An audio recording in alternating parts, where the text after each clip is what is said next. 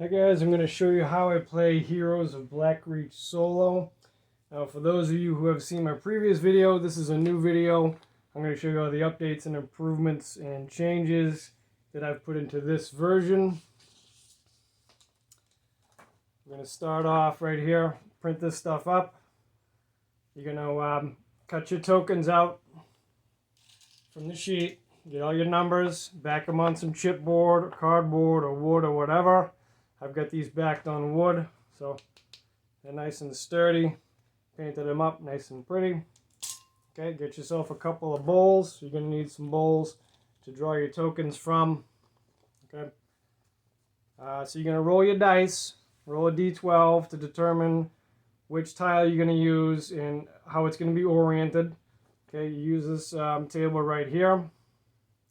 You can choose your game mode if desired, unless you want to just do a standard confrontation. You get punching through, ambush, defend, destroy, something I horse around with. There's a description of that here.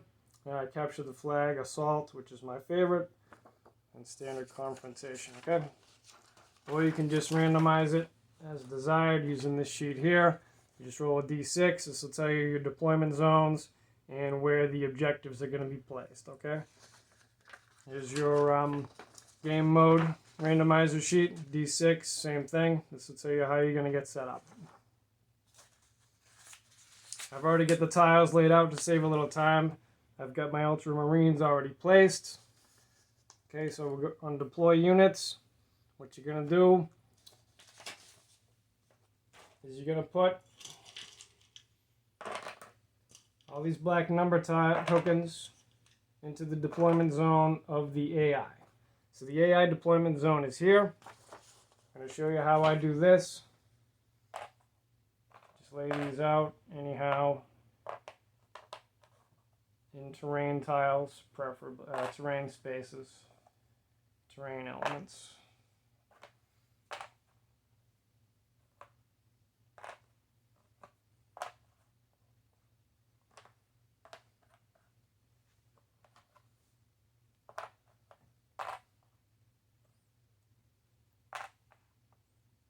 In the AI deployment zone.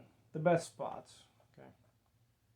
The most eligible places to put a unit, okay? And then we're going to put all our AI units, in this case the orcs. We put all the counters into a bowl to draw from, okay? And all we're going to do is we're going to draw a counter.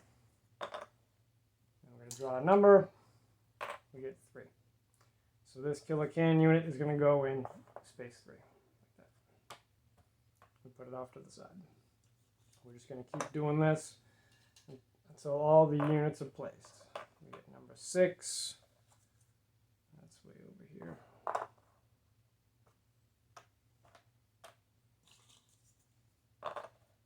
We got Scarblitz. He's going to go in space 1.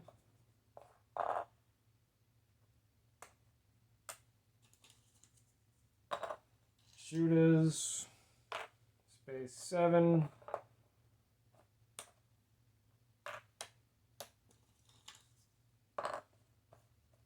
Looters, space 8.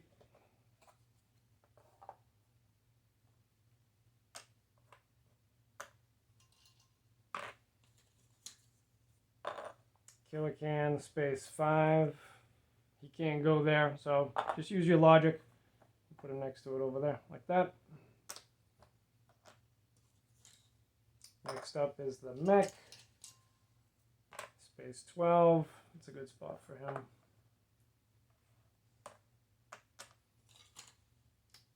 Next up, sluggers.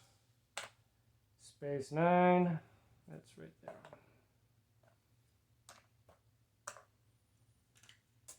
Next up is the mech gun. Space 11.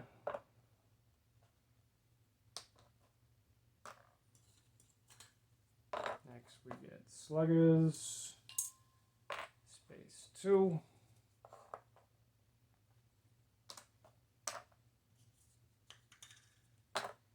Looters unit.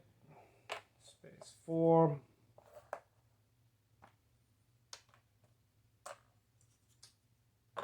lastly, we have a kilocan and space 10. Just like so. Good. So we move on to activations. Human player is going to activate as normal. Now in my previous video, I had it randomized where you would draw a couple and you had to choose between one or two different numbers, and you could discard a command card to draw again. I found that was unnecessary. I like playing it in order. It gives the player a little more agency and decision making, so I don't play like that anymore. So I did make that change in this new version. Now for the AI squad, it's the same thing. The AI army here has 5 orders.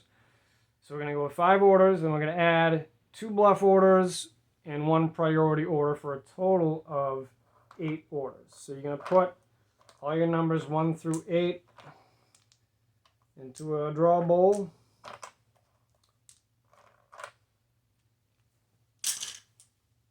And we can get rid of all these other numbers here. We will not be needing them.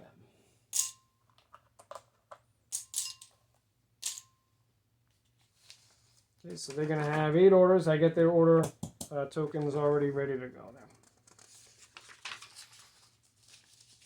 So the priority order token is basically going to go in your most powerful unit. They're going to get 2 of these.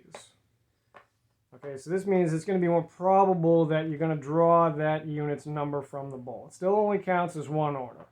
So in this case, I would probably give the priority order to Scarblitz. He's the war boss, and he's very powerful. So I'll give him 2. And I'll just give the other ones 1 apiece, starting with the most powerful units, the kilocans. In this case, I'm going to give 1 to the mech gun. Okay, the looters units, we'll get 1 apiece, and we'll just give 1 to this guy here.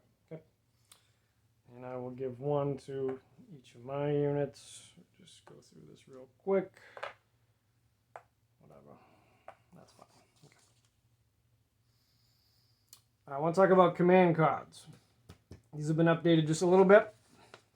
At the beginning of every activation, even your activation, you're going to draw a command card. And the AI is going to have the bonus in the text bonus for that activation. You're going to apply it however you can. They're going to get both of them. Movement, assault bonus, whatever. If it's going to apply, you're going to apply it for that round. Okay, some of these have specific descriptions here, right in the sheet here. So if you draw a no card for the AI, that means the human player can't play a command card at all. Not even a no card. Okay, the human player cannot cancel the no card. As the player, I can't play a command card if I flip a no card over here. Okay. If you draw an initiative card for the AI, they're going to steal the initiative if it's the human player's turn. Right? If you draw a surprise card, you're going to flip to the back. In the back here, we have a surprise table. You're going to roll a d10 and just follow the directions on this table here. Okay, don't worry about the bonus or the text on the surprise card. You're just going to go right to this table here, roll a d10, and something is going to happen to you. Right? If you get a return to sender card, that just means the AI is going to get a free grenade attack. Choose the most eligible infantry unit to make a grenade attack. It's a free attack. Do not mark that unit as activated. Okay. They do not have to have the grenade upgrade. It's just a free grenade attack. Okay, here it comes. Take cover. If you draw a tactician card for the AI, that's only going to take effect at the beginning of the AI turn. Otherwise, they're only going to get that secondary bonus. Okay. If the AI draws a bogged down card, that means that one of your vehicles that has not yet activated is going to get a suppress marker and can't move for that activation, for that turn. Okay. You're bogged down. A communication scrambled card is only going to take effect at the beginning of the game round during the order phase, in which the human player is going to lose an order chosen randomly. Now, if the game round has already commenced, the human player is going to remove, you're going to take all your command tokens off, your order tokens, put them face down, randomize it, shuffle them up, whatever. Put them back on those same units. So basically your orders, they got scrambled. Okay, your order unit got scrambled. Okay. If a confusion card is drawn, the human player is going to lose one random command card. So again, you can flip them over, shuffle them up. You're going to lose one of your command cards. If you draw go, go, go, that means an eligible AI foot unit is going to make a free 2-space move toward an objective, if applicable. Okay. If you pull a Blessed by Mork or Gork, a non-leader AI foot unit is going to turn over to its unharmed side. If you draw Swarm, that just means that it's going to make it imperative for the AI to make an assault on you if possible, using that buddy bonus. If he's got another unit that can help him out, they're going to get that +2. Just means make an assault, a supported assault if possible. If you pull a repairs card, you're going to remove a damage marker from an AI vehicle. And I've got a couple here for the Ultramarines. I only play the Ultramarines versus the Orcs, so for those of you who want to play against the Ultramarines, I don't have a whole lot for you. You're just going to adapt this somehow. So I got a couple for them there, but I don't generally play that. Now, I'll talk about armor saves.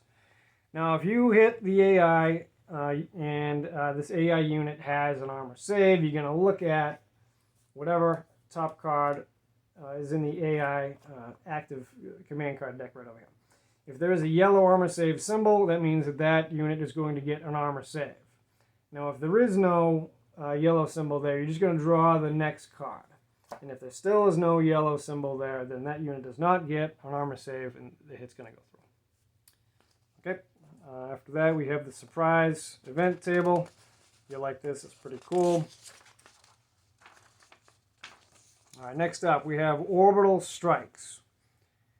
We've got spaceships up in orbit firing down on the planet. Okay, at the beginning of turn 2, and every turn thereafter, you're going to roll for an orbital strike. On a result of a 1 or 2, an orbital strike is going to occur against you, the human player. And you're just going to have to pick one of your targets. I would recommend using these. These are provided in the file, these little things here. These are a great way to determine or randomize a target for the AI. If there's multiple targets to choose from, you can put these on your own targets, roll your d6, and that's who he's going to go after. 1 or 2, he's going to go after that particular unit. Okay. Now the orbital strike is going to gain frightening shot ability. So if the orbital strike was unsuccessful, it didn't do any damage to that particular unit that it hit, it's going to get a suppression. And you are going to roll for scatter. Use the B template, roll for scatter, and it's got frightening shot. Okay. All right, reinforcements. That's only going to happen once per game. You're going to roll for each turn at the beginning of turn 2. But if an orbital strike does happen, it only happens once. Same thing with reinforcements. Beginning turn 4 and each turn thereafter, you're going to make a roll on a d6.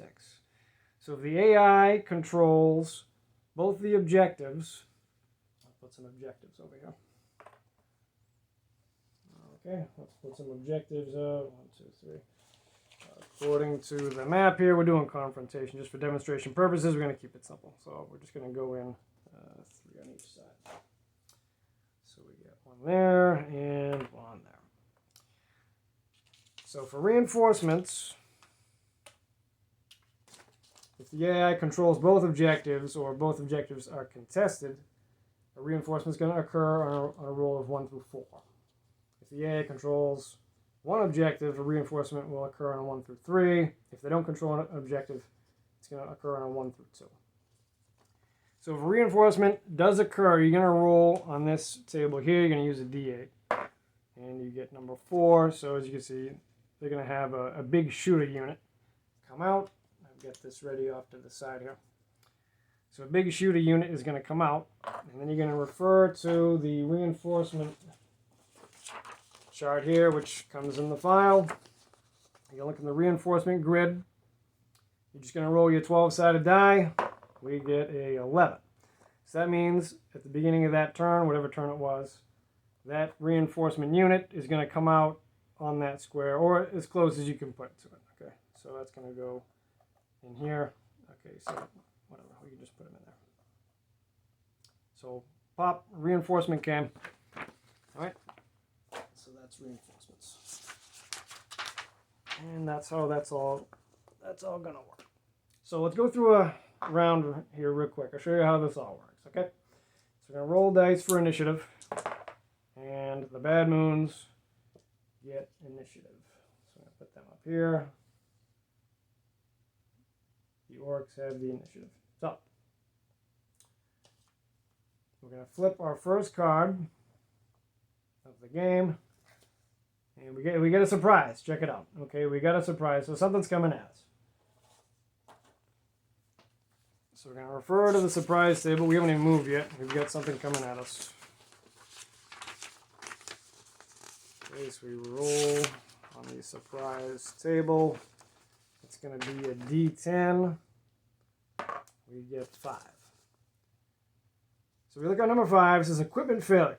A human player's vehicle loses 1 weapon this round. So I'm just going to take a damage marker, and we're going to put it on one of my vehicles. Fortunately, this is round 1. It won't matter too much, but I'm just going to put this on the Vindicator on this weapon here. So he can't use that weapon for this whole round. Okay. And then after, I didn't mention this before, so after the surprise is resolved, after this activation is resolved, you're going to put the cards back into the AI deck and shuffle them up to make a new AI command card draw deck. So now we're going to draw from the bowl to determine who's going to activate. And we get number 1. So unit number 1, that's the mech gun. I'm just going to put this to the side here. So the mech gun is going to choose, we're going to choose a unit here that's most eligible for the mech gun. Now I'm all tightly packed in a nice formation, so this is a good opportunity for the mech gun.